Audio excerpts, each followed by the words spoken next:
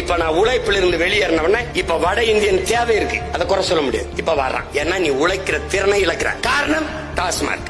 நீ என்ன செய்வாய்? வந்தோன்னு மூடிடுவேன். நீ எப்படி சிம்மான்னு செய்வ? இந்த வர 100 நாள் வேலை திட்டம் அப்படியே வச்சுக்கிறோம். அன்னை ஒரு அரசு அலுவலகத்தை போடுவேன். இப்ப எங்க அப்பா வர்றாரு தென்னை மரத்துல, ஏப்பா இந்த மட்டையை கழிச்சு விடணும், தேங்காய் வெட்டணும், எனக்கு 25 பேர் தேவை. அவர் எழுதி வச்சுட்டு போயிடணும், எனக்கு பதிவு பண்ணணும். என்னால இங்க அரசு வேலையில் இருப்பான் 25 பேரு. இப்ப விவசாயத்துக்கு 25 பேர் நடவுக்கு தேவையா? அறுப்புக்கு வேணுமா? வாழை வெட்டணுமா?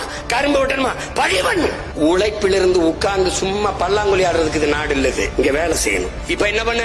நடவுக்கு ஆள் கேட்கிற 50 பெண்ணு 50 ஆண் கொடுங்க. 100 பேர் அனுப்பிட்டேன். அவர் பணத்தை கட்டிட்டாப்ல. இவன் 300 ரூபா கொடுக்குறான். 100 நாள்ல முதலாளி 500 ரூபா கொடுத்தாரா? 800 ரூபாயை கொண்டுகிட்டு வீட்டுக்கு போ. இப்போ 800 ரூபா உழைப்பு, அவன் உடல் ஆற்றல் உழைப்பில் ஈடுபடுத்தப்பட்டுருச்சு. வேலை உற்பத்தி பெருகிருச்சு. காசு 500ல 800 ஆயிருச்சு. வறுமை ஒழியுது. உனக்கு புரியுதுன்னு நினைக்கிறேன். இதாண்டா தலைவன் செய்யற வேலை. இப்ப புரியுதா? ஒரு பய வட இந்தியன் இந்த வேலைக்கு தேவை என்கிற நிலை இல்லாது முதல்ல நான் ஒழிச்சிடறேன்.